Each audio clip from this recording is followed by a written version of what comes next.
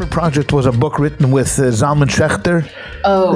So there was this lady, a journalist for the New York Times, that they met every Friday for 2 years. And it was basically the idea of trying to prepare himself. This is already, he was older, to prepare himself for death. And the December Project was December, where January is supposed to be like birth. Right. And, you go through the life, because now you could imagine what December Project is. It's the preparation for facing the ultimate end day. And then they used to meet, and, the conversation was very interesting, and it went through his history, and it went through her history a little bit. But I just mentioned it because you had mentioned Hemingway. Yeah. And one of the things is, they write over there, it's just like a throwaway line in a book, that Hemingway once said that their fiction stories are more real than the stories that actually happened. Yeah. When you write them, they're actually more real than the stories that actually happened. And that's what you were talking about, that through fiction, you sometimes get a better perspective on an issue than if you would just read a story that happened to somebody, So it's true. So it's I think because when we read fiction, we often overlay ourselves onto the characters, right? And you can understand, you empathize with them in a way that it's different in a memoir or a nonfiction book. I think it just, not that you can't learn from memoirs. I love memoirs, but I think there's really something powerful about a good fiction novel. And that's what makes a great writer. You could read a lot of garbage fiction. Most fiction is pretty garbage, but there's, some authors just know how to tell a story. Yeah, of course. That could be life-changing. Have you read any Dostoevsky? Yeah, yes. I read all of them. Yeah. No, my favorite is Demons. I'm just kidding. I was gonna say demons are it's either the possessed or I know or the I didn't want to take it. Sorry, I took your thunder, but go ahead. No, it's fine. It's fine. Trial and punishment. Crime and punishment. Yeah. He's but it's horrible. But you should read Demons. I have it here. Or the Possessed. Yeah. It's really good. Yeah. It's about this proto-communist. This is before communism really sort of took off, but it was sort of this proto-communist kind of guy who comes to this town and just starts to sort of infect this community with his communism or anarchism. I forget exactly what his ideology was. It doesn't really matter that much, but he kind of infects this whole town with this his ideology, and just how this just tears the town apart. And then he just, not to spoil the end, but then he just moves on to the next town like a parasite, and then just goes to suck dry the next town of sounds like an episode of the Rod. What was that show with Rod's in the 50s and the 60s? Not The Outer Limits, but Twilight Zone. Twilight Zone. Oh. It sounds like an episode of the Twilight Zone where someone comes into town, and next thing you know, the whole town has changed. And it was a loving town, and now they hate each other, and then you find out what the story. The alien, it was an alien, and they say, these. That's so funny. Yeah. But that's why science fiction. I don't know. Do you read any science fiction? I don't know. I never got into that. No, it's not really my genre. I don't read. I've never read a ton of that. A little bit, but not a ton. Right. My kids read it. They enjoy it, I think. Well, I really like. I always feel guilty reading a book of fiction because there's so much there's so much nonfiction and so much Torah. Why am I reading Orwell? But it's good because it gives you a different perspective. I understand, but then you look at them. Then you look at my bookshelf, and I said, I haven't done a quarter of these books. Right. Why am I reading about Gordon Comstock? It's No, but here's the thing: the rabbi. Is there a concept? In Hasidic circles, obviously, storytelling is such an important. Storytelling is incredible. Part of the fabric of the Hasidic culture. But here's a question: actually, I view a lot of the stories as fiction, but I feel like maybe that's not how people view it. Do you think the storytellers? The old story, the old adage is something like this: that if you believe every story that you hear about every great Rebbe, then you probably should rethink it. Okay, but if you don't believe that they could have happened, then already you already a problem. Then there's a problem already in your thinking. So it could have happened. I mean, and you tell stories of the Baal Shem Tov and other great tzaddikim, and that became part of the fabric of of Hasidic lore, and and a story really can uplift you more than a great teaching. Yeah. I mean, Hasidim always used to beg their rebbes for more and more stories, because then they was really would do some connecting. Yeah. Mm-hmm. It's really. When we did the Baal Shem Tov, I was going to bring that up actually. You told a couple of stories in the Baal Shem Tov episode, right? That were, they seem unlikely to have really happened. Let's say, yeah. I mean, for a rationalist, no. Yeah, but I think the bigger point is like these stories have an underlying moral and meaning to them, and that's what really is important.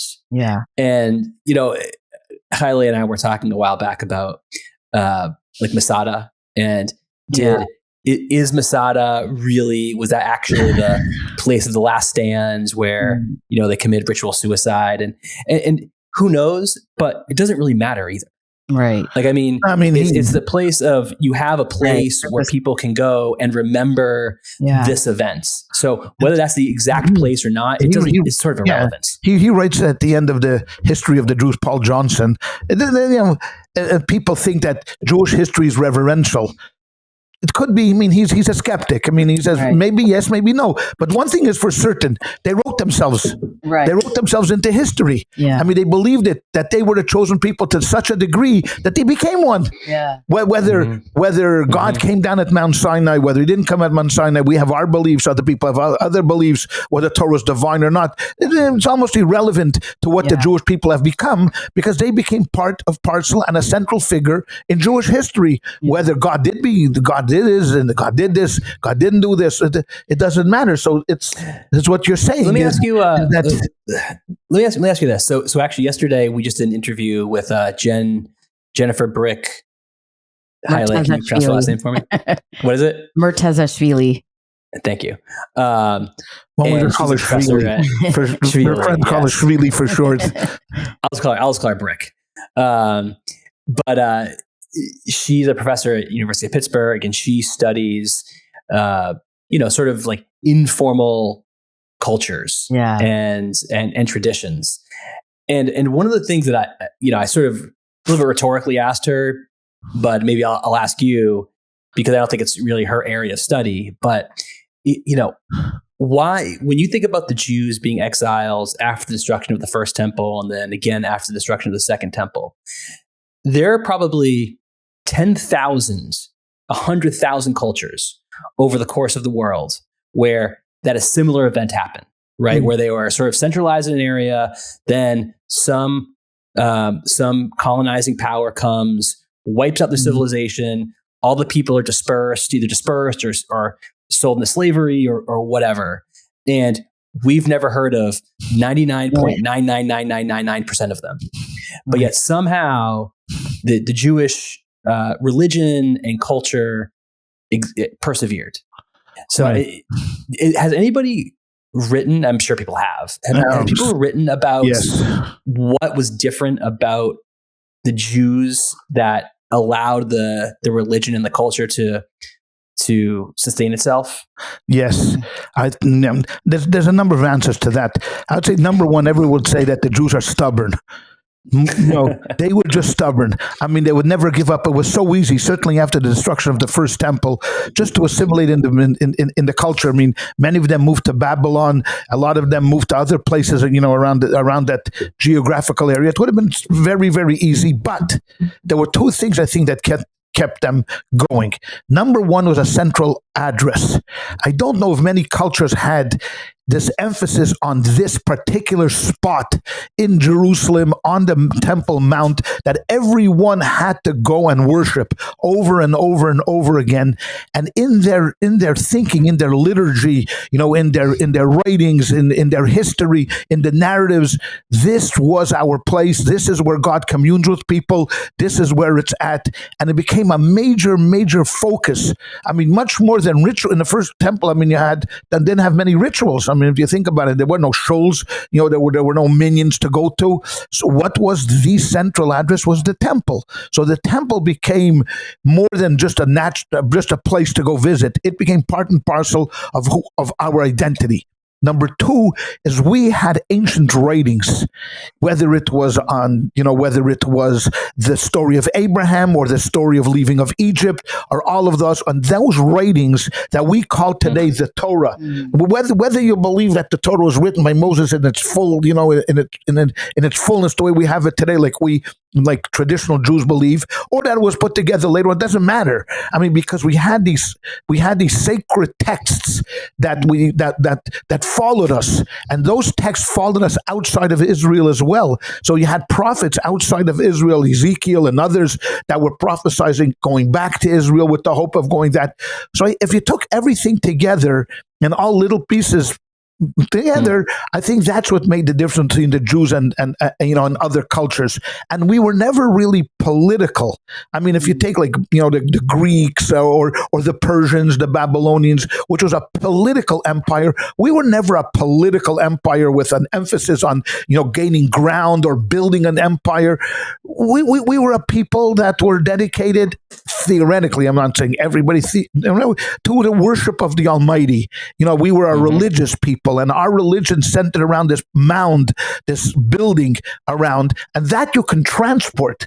A political empire you can't transport. You're not taking the United States of America as it's going to start shrinking, and like every empire does. We're not going to pick ourselves up and say, hey, you know what? Let's move to Australia and reestablish America in Australia. It's not going to work. Right. America works between the Pacific and the Atlantic, this specific geographical area. Judaism was not it was what we call transportable. Yeah. You could take it anywhere because of these sacred writings and these texts that became known as the Torah. Overall. So I think that made a major difference in us being able to carry it with us through our trials and tribulations, and ultimately we were stubborn. We just didn't want to assimilate. We never fell in love wholeheartedly with any of the cultures that we came across, Greek or Persian, ultimately Roman or Christian. Just so it's interesting. Jonathan Sacks has a beautiful piece in one of his, I think in the Letter in the Scroll, maybe, where he says other ancient cultures had castles and buildings, and they built walls and this. He says, but we had libraries, and those libraries were moved from place to place with us, and we were able to rebuild whatever we needed to do wherever we ended up. It's the same idea. Yeah. So he writes it. I mean, I just said it and ruined it, but no. Beautiful. But no, you said it. You said it. You said it. Really no, it's when you have this. Yeah. When you have this, you can do it. And we had a common language, which I think was an important part of it. Even though when they came back and then to start the Second Commonwealth, a lot of the Jews in Israel didn't speak Hebrew. They already had spoken Aramaic and different languages, and there was intermarriage. But again, Hebrew was revitalized, as we see today. I mean, Hebrew being a language that is being recreated today. It's alive again. Yeah. It was dead for many years. Who spoke Hebrew? Right. I mean, you wrote, but you didn't write in what we call Hebrew today. You wrote in what we call Lashon Kodesh. Right. If you asked Rambam or Ramban, what language do you write in? They weren't going to say Hebrew. They would say Lashon Kodesh, the holy language. Yeah. Today we have a language that's actually called Hebrew. Yeah. You don't have to be religious to speak it. It's crazy. It's nuts. I mean, it was literally a dead language that we saw in our lifetime, well, a little bit before our lifetime, but in our world, that it was, resurrected. Yeah. Yeah. Where do you see that? You just don't, you don't find it around the world like this. And that's why we engender this kind of curiosity, which then leads to hatred, because why are they still around? I mean, get rid of them. I mean, they never go away. I mean, every time we turn around, there's another problem with them. I mean, we thought we got rid of them, by the Crusades, but no, they pop up again. And then, Khmelnytsky was supposed to take care of them. No, they're back. And every time we think, and now what compounds it more than anything to the anti-Semites, which I love, is that not only are we back, but now we're actually the hammer rather than the nail. Yeah. I mean, for 2,000 years. years we were a nail, and now all of a sudden, hey, look at these guys. I mean, they're like, Right. why are 8 million Jews living in Israel the superpower in that neck of the woods? Right. It doesn't make any sense, whatsoever. Why go away?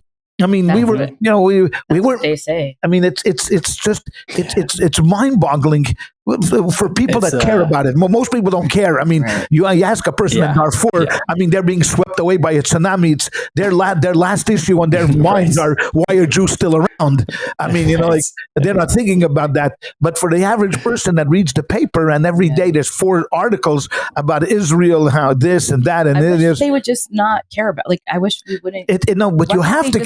But you have to care about us because we're just like in your face. Like in your face, where we come to America and we kind of out-Americanized the Americans. I mean, we become so American that so you're not a good American. No, you have to be like me. I laugh because at my gym that I go to, I have a trainer named Crystal. Not Jewish. Because she's and a genius, you may add. And she often says to me, because she only knows a few Jews, and she often says, I don't understand why people hate Jews. I always tell my friends and family that the Jews I know are very normal.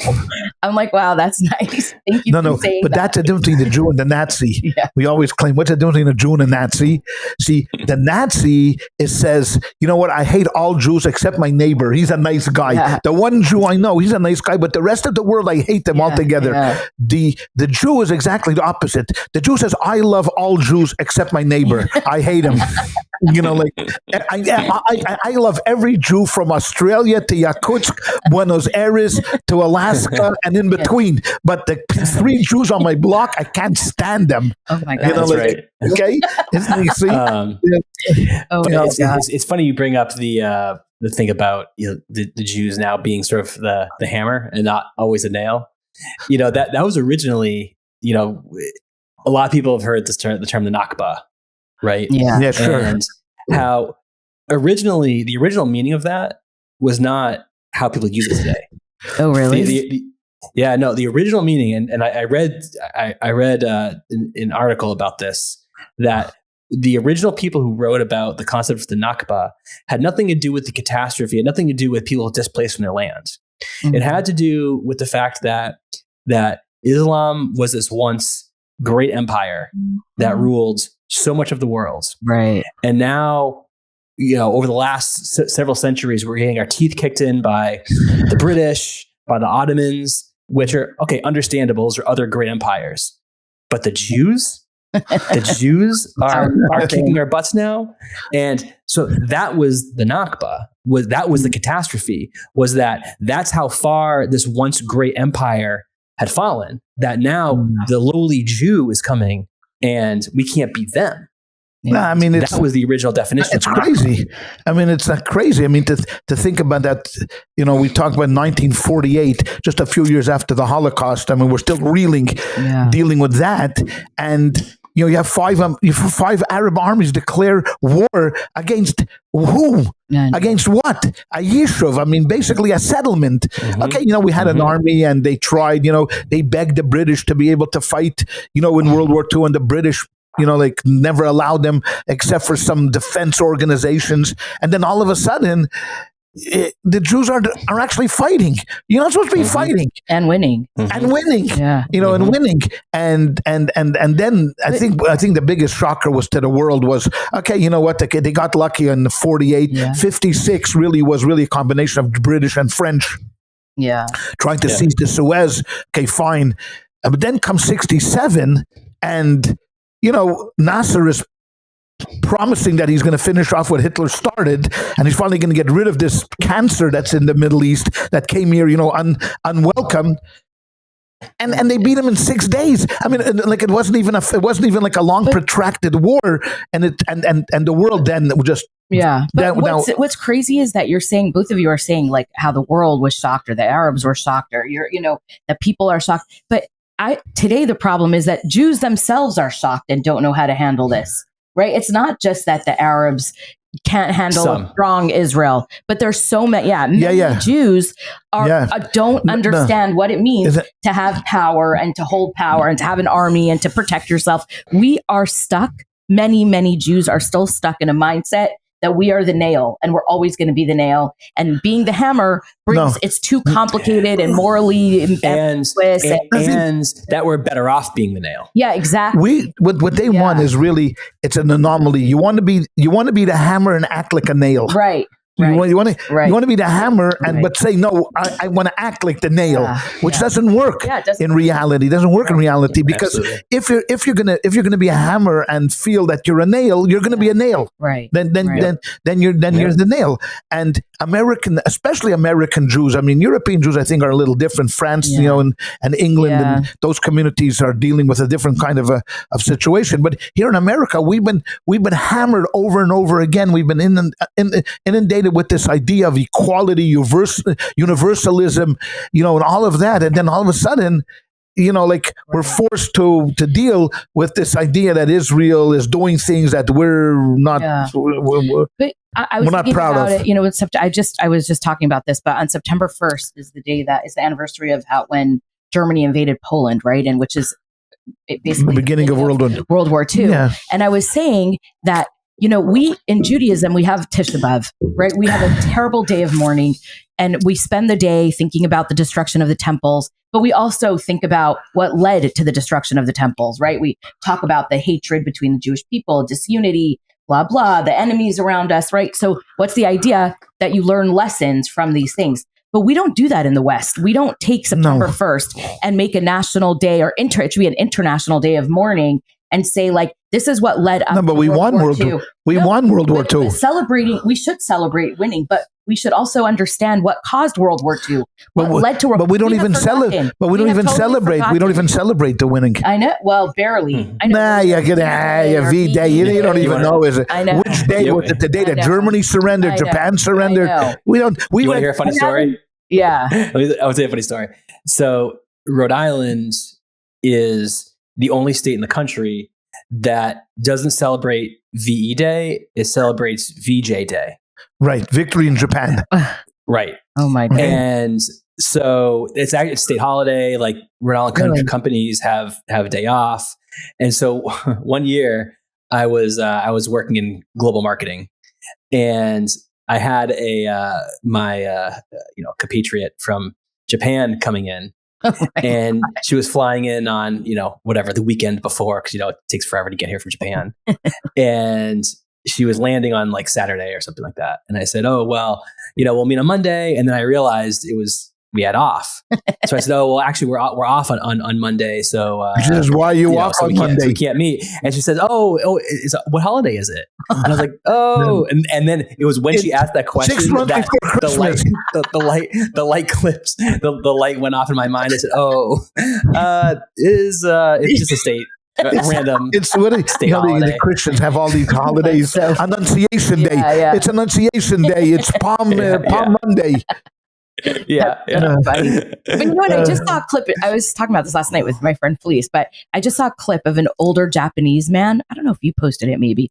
And he's being interviewed, and the guy says, "Do you hate the United States?" He was from either Hiroshima or Nagasaki, and he says, "No, of course I don't hate the United States." He says, "You don't blame them?" He says, "Why would I blame them? They won.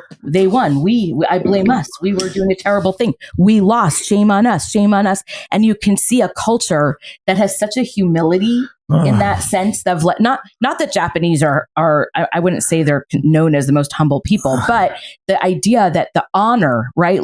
We lost the war. We don't hate the United States for winning. Good for them, And I they were fighting long after the emperor had given up. I know. I mean, the high command had already said surrender, but they wouldn't stop fighting. Yeah. This is why, I think Truman, we were going to the history of the atomic bomb, but I think that's why Truman had to drop it because they were not stopping even after they were told stop. No, it was so humiliating to them. A lot of the Japanese wanted to keep fighting after the second bomb was dropped. Oh, really? It was not unanimous that they were going to stop fighting after the second bomb. The Pacific Theater was very Terrible.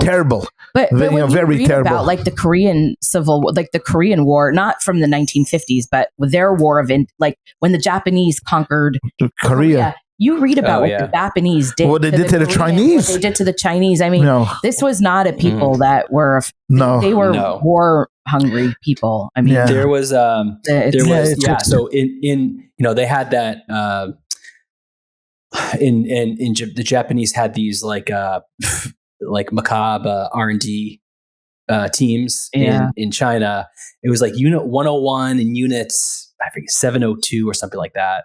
And this is all there's a book that was written called The Rape of Nanking. Yeah, sure. And they write all about like the experiments that these people they did. Were Nazi. And they were, to a certain degree, they were actually worse.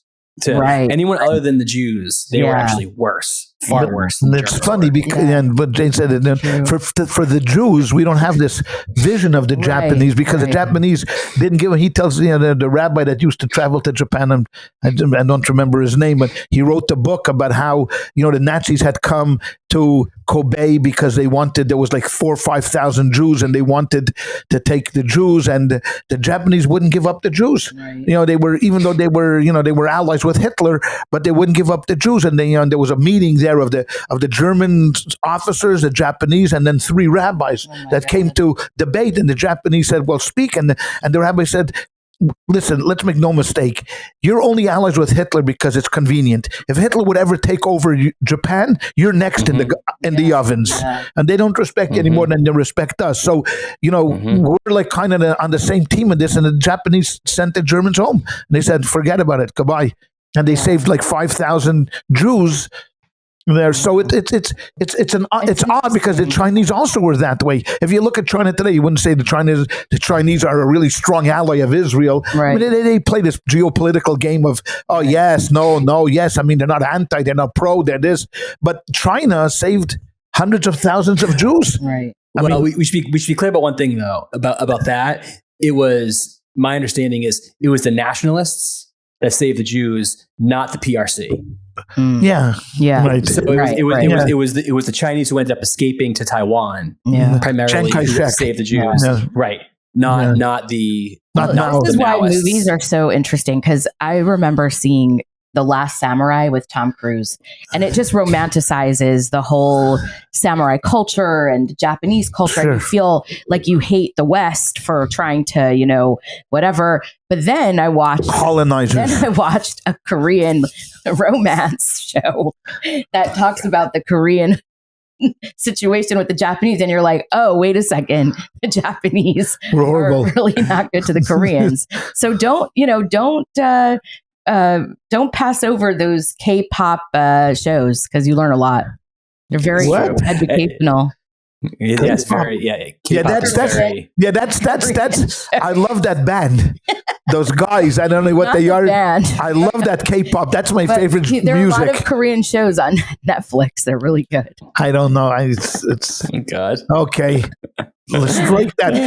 Dan, eliminate this. Edit that out. My teachers always taught me you could learn from anything. So I'm just saying. No, it's true. It exposed a whole side of history that I didn't know. This is not a part of the world where we were we had a lot of interaction with over the centuries. I still don't understand. I think there's Cambodia and Thailand are having these border scrimmages, and I just can't wrap my head around why are you fighting? I mean, why are you fighting? But there's obviously some kind of Trump solved it, so you don't need it. You can put that out of your head. I mean, 11 conflicts he claims he solved, 11 peace treaties he's made, or something. You know what? What's very weird about it was a very weird experience. I've been to Japan a couple times, and one of the very I don't know, one of the odd things. Not really. It's not fair to call it odd. It's just something I was not expecting. Was on the tourist maps. All of the Buddhist temples are marked in the city. Oh. And the symbol for the Buddhist temples is a swastika. Really?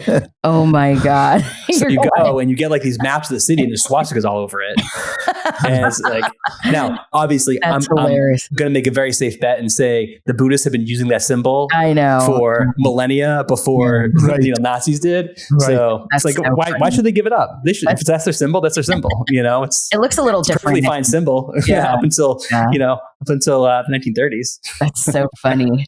But okay. So I had some questions prepared for you. I know we went on a kind of rambling tangent. No, I actually do want to say one thing because I wanted to say it before. You wanted to get back on. You wanted to get back on track. No. You want to say just one thing. Yes, that is the power of this podcast. We never stay on topic more than 30 seconds. No, this is a compliment for you. You're going to like it. A compliment for me. We were talking about stories before, and I want to just say that if you haven't experienced hearing my father give a sermon or any kind of lecture, you do the best job I've ever seen of placing stories in the right spot. And it's hard for me because I'm not a natural storyteller like that. So when I speak, I don't I could put you in the most random spot, in the most random situation, and you'll have a story to tell off the top of your head. And I can't be like that. I've heard the same stories 100 times from you, and I can't ever seem to tell it. You mean like the story of Jay last year? When I told Jay's story? Okay, that story told 1,000 times. So, I'm telling it again this year because thank God most of my congregation has Alzheimer's, which is a big benefit. No, are you going to cry again this year? Are you going to cry? Absolutely. You were my sister died 2 weeks before. That's true. Sorry. No, not 2 weeks before. But she just died, and so you're making fun that a man is emoting. Jeez. No, it just makes me uncomfortable. Oh, okay. But if you cry, you could talk about me. That would be fine. I give you permission. But then I'm going to laugh. No, but you tell really good stories. Okay. What is the most underrated mitzvah?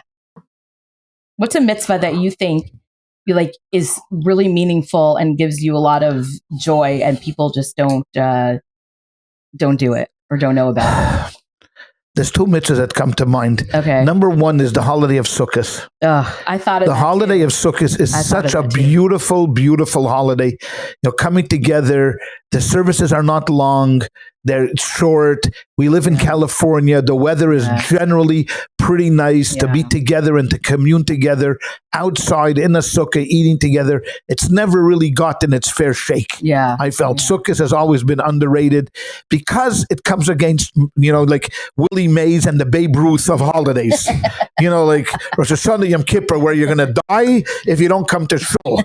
So, or your leg is going to fall off or something's going to happen to you if you don't come on Yom Kippur. So everyone shows up in Yom Kippur. They're angry why they're there. They don't understand why they're fasting. It's boring. There's long services. They can't wait for Yizkor, so they pack out there. Because they want to get the early reservation at the Chinese restaurant. At 4 o'clock, because that's what most American Jews break their fast, even though the fast doesn't end until 7:15. But 4 o'clock early bird seating. And then Sukkot comes along, and there's it's an orphan. It's an orphan. The other one, which is a little different, is the mitzvah of tzitzis, that we wear what we call a talis cotton, a small talis under our shirts. And most people don't wear it, even religious people. I don't say most religious people do, but a lot of religious people don't wear it, even when they call themselves Orthodox. And it's kind of a mitzvah that it says Orisa Moisa. You will see them because we wear it with the tzitzis outside, and you will always remember that about the Torah. Right. And I figure that mitzvah doesn't get its due. Tefillin, yeah. I mean, tefillin all over the world, wherever you go. There's some Chabad is going to chase you down, whether you like it or not. He'll tackle you like a linebacker. Next thing you know, you're all wrapped up like someone's taking your blood pressure. That got and that of course famous. That got the endorsement of the Rebbe. Right. So the Rebbe pushed tefillin and pushed tefillin and pushed tefillin. And the other mitzvah of tzitzis is just like an orphan again. We never had this thing of chasing someone with a talis cotton, putting it over their head and say, could you make this blessing quickly and kiss the tzitzis? Because we never did that. So those two mitzvahs come to mind that I think that are underrated. Tzitzis is just it's so easy. Yeah. You just wear it. I mean, you don't even think about it, wear it, but it just reminds you, every little once in a while that there's a Torah and there's a Hashem above you. And the holiday of Sukkot, those two I would think are, to me at least, underrated. that's good. Besides shatness of not wearing wool and linen together, which is a highly underrated mitzvah totally. that I don't think many American Jews take advantage of. Going to Nordstrom and asking the salesman for a knife so you can cut open the collar, put your hand in the back of the jacket to feel if there's any linen there. I think it's highly underrated why we don't do that. So I tried that once. Now I'm barred for 4 department stores. Funny. I can't go into Macy's. I ruined a $2,000 suit by checking for shatness. Oh my God. So how did tzitzis become a mitzvah? Why is that the mitzvah as opposed to just wearing a tallis when you So it's pray? in the Torah. It's actually biblical. It says if you are wearing a 4-cornered garment, then that's the thing. If when you put on a 4-cornered garment, it doesn't say you should put on, you have to wear a 4-cornered garment, but as if you wear a 4-cornered garment, which by now we took to mean you should wear a 4-cornered garment, you should have tzitzis on them, gedilim tassel. You should make fringes on the 4-cornered garment, and that became, what, once already we started services with tefillin and said, we should also be wrapped in tzitzis, because we're reading about tzitzis in the prayers. So you have the talis gadol, you have the big talit that you wear during services, but you also have what we call a talis katan, a little talis that we wear underneath our shirts, and you have the 4 corners. One of them is supposed to be purple. We don't have that. We don't do that anymore. Most of us don't. At least don't have. Some people still have the purple tradition. We lost the purple, bluish, bluish. Because that's supposed to remind you of the blue heaven and God in heaven and all of that. And so that's how tzitzis got going. We always wore tzitzis. It's really, it's cute because the tradition is that this is a mitzvah for boys and men, not for girls and women. Right, because it's time. It's right, time. Bound. You don't have to wear them at night. Right. Well, although Hasidim do wear at night, but you don't have to. And so we start the boys off wearing tzitzis when they're 3. On their 3rd birthday, that's when they start wearing a yarmulke and tzitzis full time. And it's the cutest little thing. You see these little boys, they get their first haircut on their 3rd birthday. They put on a yarmulke, they put on their tzitzis, and all of a sudden, they're just like these little men, and it's just a really sweet custom. And it's like seeing a little boy with a giant yarmulke on his head. I tell you, I'll never forget. It is really one of the cute. first times I went back to Israel. I think it was 2007 or 2008. Hadn't been there for 30 years. And walking in Jerusalem at that time, going to shul in the morning, I saw these 4 brothers going to school by themselves, no parents, nobody around them. The oldest must have been 7. Yeah. They're all holding hands, Hasidic kids. So the first 3 already had their haircuts. So they had these long payas, these giant yarmulkes, and the 4th one was 2. Yeah. How do I know he was 2? Because he had his whole hair bundled underneath this big yarmulke with about 400 bobby pins stuck in there. And he was walking with it. I mean, imagine this. Could you imagine? Cute. Yeah, can you imagine here in Long Beach, a little 2-year-old kid walking to school? No way. But these 4 brothers were walking to school as if they owned the. And you know what? They do own the place. That's the thing. They own the place. But that picture will never leave my mind. I mean, a 2-year-old kid with the hair underneath his. It's interesting what you're saying. I feel like we're beating a dead horse with this tzitzis thing, but I do want let's beat a dead horse. I want to say one thing about it. I often forget that my kids, because I have 4 boys, that they make sacrifices to be Orthodox, right? And I don't think about it because it's our daily life. We don't really sit and talk about it every day. It's not something that we name. It's like hardly called water. No. But the point is, when I see my boys every day walking with their tzitzis and it's hot outside. The other day, I took them to the beach. My 2 younger sons were home for a week, so we went to the beach one day, and they're wearing wool tzitzis over their, undershirt. Yeah. And I know you're rolling your eyes, but it's very easy for an 18-year-old to not wear tzitzis. Yeah, a lot of 16-year-old not to. And I didn't tell them to I didn't say go get your tzitzis. They naturally put it on. And I don't know. I think it's a sacrifice, but it's a small sacrifice. It's not so small. It's not like like living in Eastern Europe and having to beg for your food. Like you're an orphan. Okay, see, we can never. That's the problem with our generation. We can never win. because we weren't in the Holocaust. Because you know what I mean, because we Americans take the smallest thing, like everybody's got to get a trophy. Yes. Okay, we won the Providence Little League. Okay, the kid never played an ounce. Okay, you're getting a trophy too. I want a trophy for wearing everybody. A wig. It's 100. It literally was 100 degrees yesterday. By the way, I mean this guy. This we didn't talk about this guy, but caught in Providence, the Judge Caprio. You know who that is. He died. Yeah. I am obsessed with him. Really? I'm obsessed with him. I am totally obsessed with this man. I mean, he was from Rhode Island. He was from Rhode Island. Oh. Providence, Rhode Island. Was born and raised in Rhode Island. Immigrant parents. Went to law school, became a lawyer, was appointed to the bench. 35 years he sat on the bench, and he had this innate ability of taking the worst situation and just turning it around with kids, with elderly, and the compassion and the mercy that he showed. I'm obsessed with him. I mean, I could watch a million of his videos. How and he became friends with some of the people in his. Really? I mean, there's one story of this 96-year-old man. Can't remember his name. He came in. Oh, because he was taking his son. I know. I cried. I mean, how could you not cry? How could you not cry with that story? I mean, why did they give him a? He got it because he went through a school zone. And he says, I don't drive that fast. I only take my son to blood work. He became his friend. Oh, really? The judge went to his house and brought him 100th with his family, 100th birthday cake. Really? And he was just, if there's anything that's called, a tzaddik, this guy was a tzaddik. Now, I don't know. I would be like that if I was. Yeah, I'm sure you would.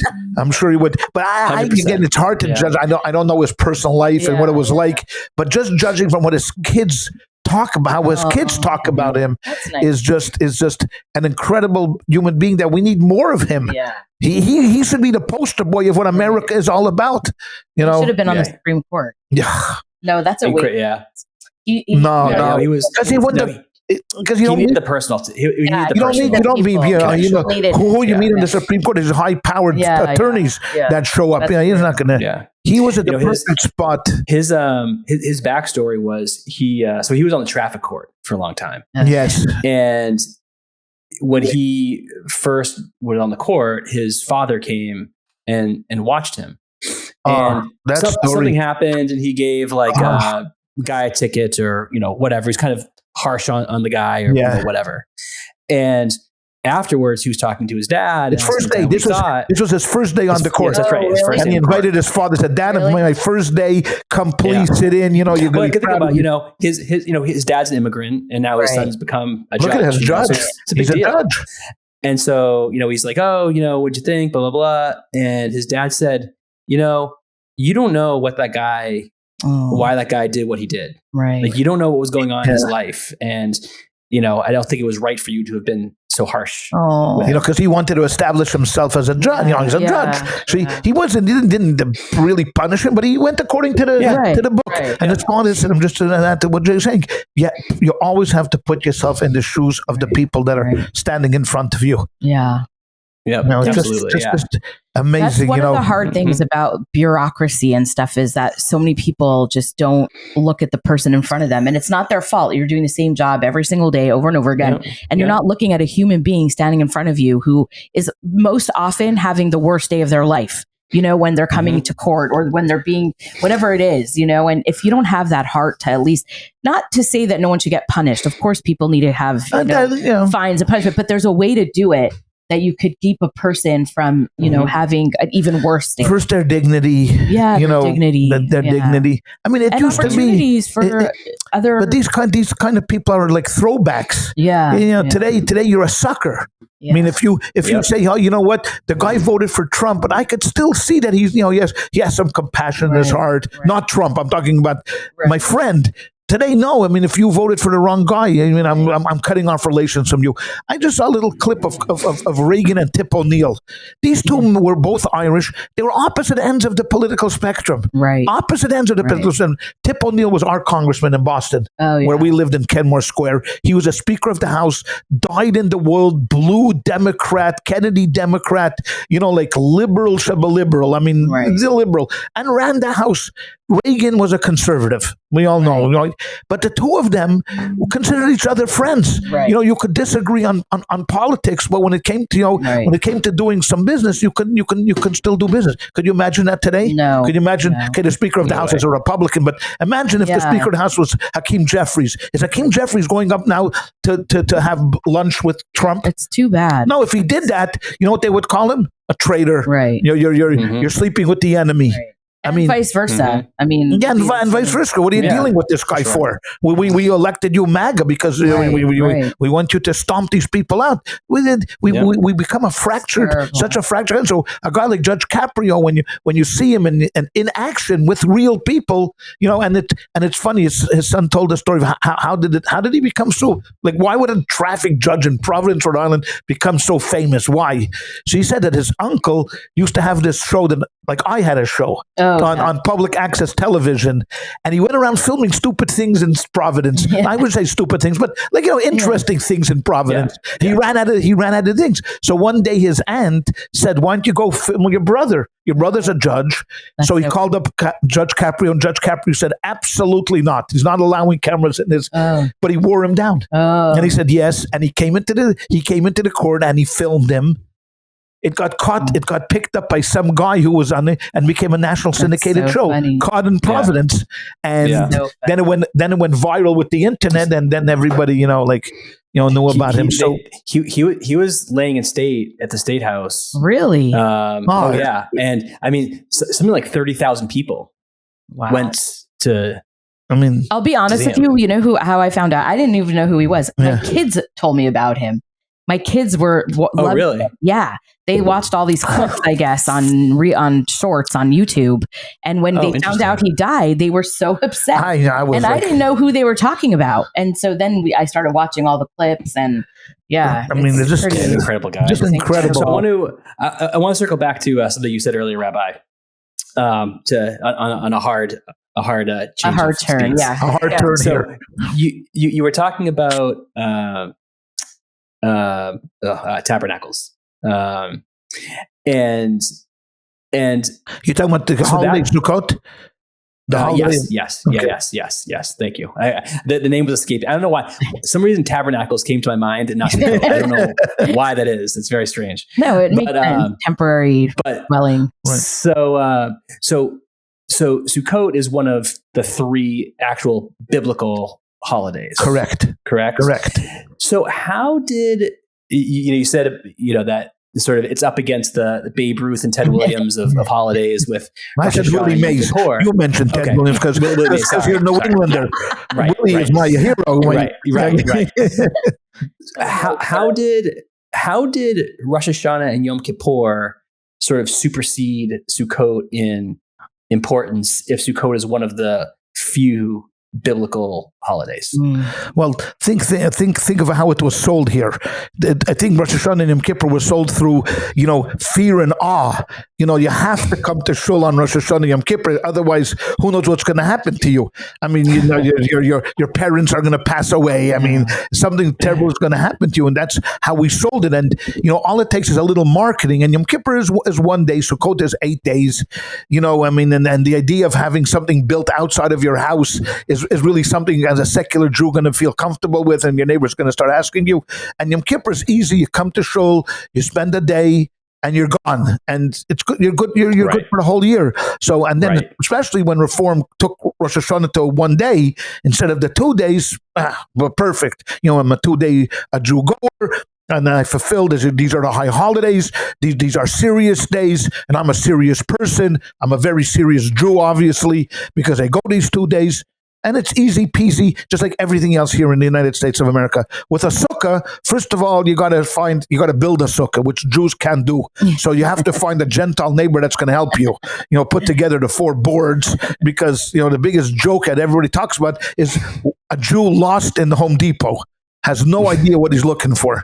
Put a Jew in Home Depot, and he looks like he's lost in a zoo, like running from aisle to aisle, with no idea what's going on. So that's that becomes difficult. It doesn't really have much. There's no historical precedent for it. It's not like we tell a story at the Seder. Oh, look, it doesn't have a meal connected to it. It's not like we all get together for a meal. So it loses on all accounts. There's no historical perspective. There's no story told.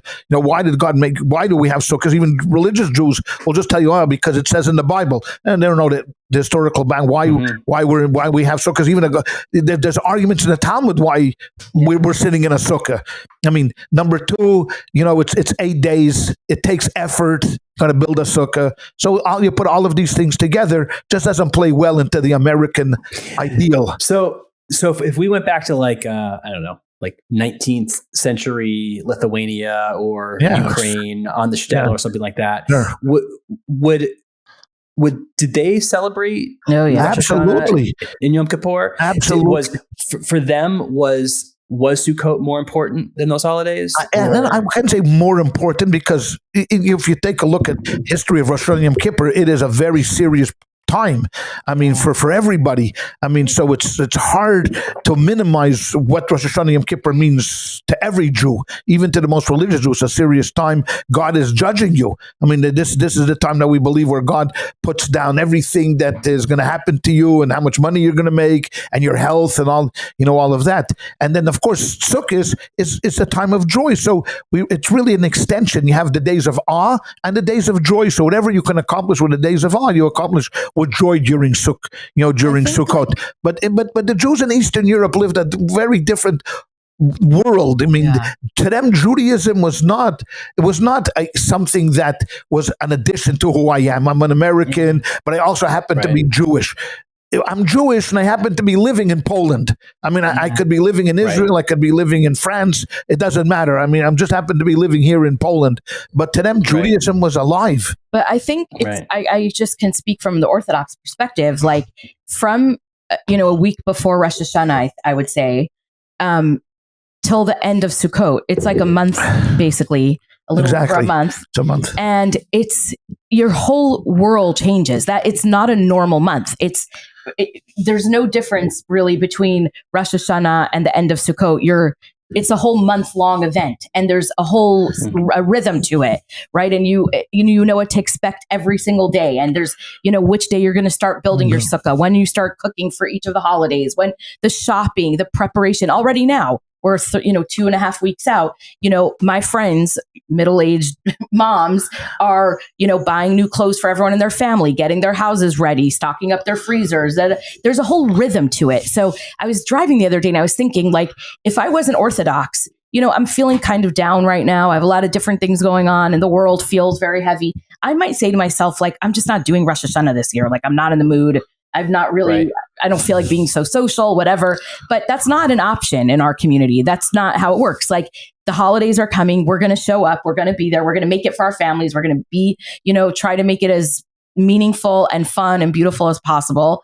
And on a side note, one of my pet peeves, sorry, I'm calling out a lot of people right now, but I'm thinking of really going full force on this the next couple of weeks. But, Jews used to take their kids out of school for the high holidays. Like, they would miss public school or college or whatever to go to services on Rosh Hashanah and Yom Kippur. And over the last 20 years, it has just fallen. Like, people just don't do it anymore. And I want to say to everyone, what do you think your child is getting in third grade on these days that they need to remember for the rest of their lives? What they will remember for the rest of their lives and what will make an enormous impact on them is knowing that they don't go to school on Rosh Hashanah and Yom Kippur. Like, you cannot replace that. Not by going to a fair on the weekend, not by, showing up in the evening to have a meal with your family. All of those things are beautiful and should happen. None of those should be canceled. But the fact that you don't go to school for a day and you say, my Jewish identity is more important than anything else, like, you're really missing out if you don't give that to your kids. And then I'm in a situation now on college campus. I have a handful of Jewish students that will miss class for the holidays. And it just hurts me. Like, it's so unnecessary. Every other religious community stands up and shows up for their religious observances. And for some reason, American Jews, like, Just listen, don't get it. by extension, it's the same thing as work. People used to work take too. off work. Yeah. I don't work Rosh Hashanah Yom Kippur. I just don't go to work. Right. Today, it's I know. it's the younger generation that's fallen. Why? Why? I think it's a symptom of a number of different things. Number one is where we are right now, trained in our minds to what am I going to get out of it? Yeah. Everything that I do right now, I need to see some results. Right. If I'm going to take my kid to Little League, I want to see some results. If I'm going to join the Rotary Club, I want to see what is my time being taken up with. The fact that you spend 3 hours on TikTok every day, no, don't worry about that. Right. That's time well spent, on seeing a bear dance. I mean, that's excellent. Okay, that's great. But people are trained, and if I'm not getting something out of what I'm doing right now, I'm rejecting it. And unfortunately, for most people, coming to services on Rosh Hashanah is why? I mean, unless you literally put on a Hollywood production for them. Yeah. I mean, literally with a band. I'm thinking of calling Ringo Starr this year and just having Ringo Starr and his all-star band perform for Yom Kippur Kol Nidre. I'll teach them the tune, and then people will come, for it, because this is the kind of thing that you need now. I mean, I've often said I used to once upon a time be in the business of religion. I came out of seminary. I have Lubavitch Yeshiva Chabad. The Rebbe pushed this whole idea of being Makarev, bringing people closer to Judaism. That was my goal. My entire existence and my identity was to cater to people on a religious basis. To talk religion. Today, I've learned long ago I'm not in the religion business anymore. I'm in what they call the rent-tainment business. Right. I'm in the marriage of religion formed with entertainment. Yeah. Means if I don't tell jokes, if I don't tell a funny story, if I don't cry, if I don't get up there, because we're limited in what we could do. I mean, I wish we could bring music. I'll be the first guy to bring a band into show. I think that's brilliant of what they do. It doesn't help. It doesn't help, but at least look at the black churches. Yeah. I wouldn't bring in a Jewish band. We think I'm nuts. I would bring in a black choir, baby. They would bring the house down in 2 seconds. They would bring the house down. You would have Jews dancing in the aisle with these guys. Nice. But you know what? When I'm in the business, if I don't entertain you every 10 minutes to regale you with another incredible story that I heard about Jay and all of that stuff, I'm out. I'm out. Right. Boring. But doesn't it also? There's something also about though relating the lessons to stories that help make it stick and make it resonate more with people. You try to think to yourself, okay, what is going to resonate with secular Jews who are coming to an Orthodox congregation? So they're not secular Jews who are going to a Reform congregation. Okay, that's a different mindset. But you have non-religious Jews who have driven to shul and are sitting in a Chabad shul with a Chabad rabbi. It's an anomaly. I mean, because that guy standing on the stage is living his lifestyle one way. The vast majority of people in that room are living their lives completely differently and have no desire to live his life. It's not like, one day I'm going to emulate the rabbi. I'm going to send my kids to yeshiva, my grandkids to yeshiva, and I'm going to turn over my house kosher. They have no interest in that. They have an interest in, they heard that the shul by the shore is a friendly place, a nice place, so they come. So you're busting your head now for months trying to figure, okay, what is going to be something that's going to stimulate these people? Is it going to be learning? Is it going to be cooking? Is it going to be dancing? Is it what is going to be the thing? And sometimes you hit the mark and you're better off, and sometimes you miss the mark by a mile, thinking, oh man, this is a great program I'm going to introduce. Like I remember one year I was talking about the kindness wall that we were going to organize on online, on Facebook or one of these sites, Instagram, stories of kindness, and everyone's going to write in stories of kindness, and this is going to go viral, and everyone's going to say, oh, look at the shul by the shore, look what kind of okay. You know how many responses I got? Zero responses. No one posted. No one cared. They listened to me. They said, okay, yeah, right. That, and goodbye. So you win some, you lose some, and that's the way it goes. I mean, what do you expect to get out of when you go to high holiday services? A sandwich. No, I'm curious. You're what like some chopped liver. What my father's describing, right? Like you go to a Chabad service. Like, what do you want out of that service. But he's not the typical guy, Jay, because I don't care. Yeah, because Jay already has made a decision. Right. I mean, look, he's talking to us. Right, that's true. I mean, get another secular Jew to start coming on, like every week interviewing Jibbish but really. He doesn't go to Seoul, so what is he? Good for him. Oh my God.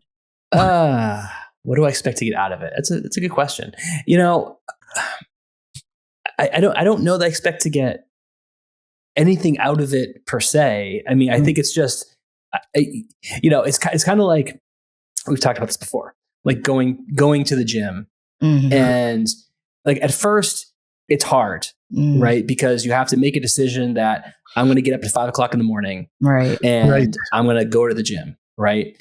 Eventually, it just becomes muscle memory. Like eventually, it's not a decision; it's just it's what you do, Right? And so I don't know what I expect to get out of it per se. It's just sort of what decision I've made to do it, and it just is what I do. Right.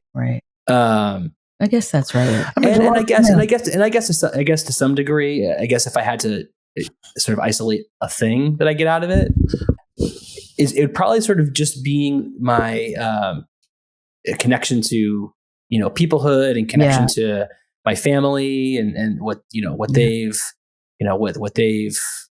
how they live their lives and tradition and those sorts so it's sort of these more ephemeral kind of things, I guess. Anything sort of tangible. Yeah. But no, I guess that makes sense. Yeah. I think my father puts a lot of pressure on himself that you look at the room filled up with people and you think to yourself, my duty right now is to inspire every single one of these people here and change them a little bit. And I've heard you say that, you articulate that. But I think that's an unrealistic expectation of yourself because most people are not even open to that. They come, they love you, everybody loves you, they laugh, they cry, that you do inspire them. But the real work has to happen within people's own selves, And absolutely. I often hear like a beautiful talk or I get inspired by something you said and then I forget 5 minutes later that I was inspired, And so it's, I don't know. I think there's something about those moments that are quiet that I have to like face myself. I don't know. There's something about that that's really powerful that we don't do often. You always in the say Amida. that, like you always say, and I am the biggest the worst offender in this. You always say like, no, people don't want to be alone with their thoughts, right? So the second I'm awake, I have to have like either a podcast on or I'm listening or I'm, or I have music on. I even got like a speaker in my shower now so I can listen to music when I'm in the shower.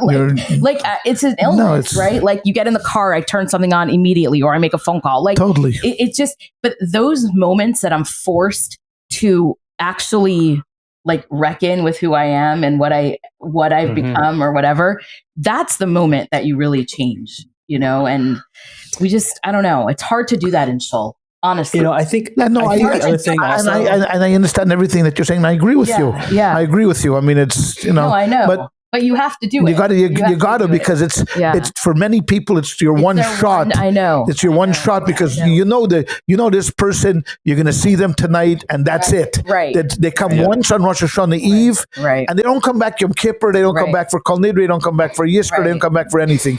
They're gone. Right. And you try to the best of ability.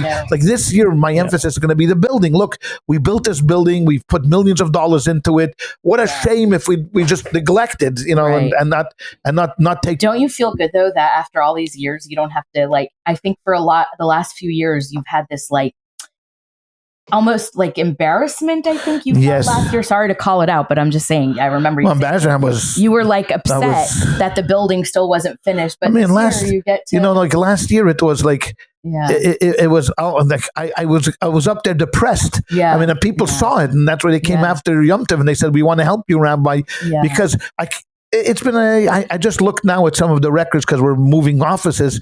This was a 2022 we started, and we're in 2025. Wow. 3 years. And one guy, Richard Wolpa, who when I met him early on, and he said to me, Rabbi, this is a 3-year project, I guarantee you. Wow. And I laughed at him. I said, Richard, you're crazy. If it's going to be 3 years, I'm out of here so quickly. You know what? And he said, I'm telling you right now, Don't get your hopes up high. And I thought to myself, this is a rehab. It wasn't even building a building. It was just rehabbing a room, basically. Well, and we're 2025 and we're still not finished.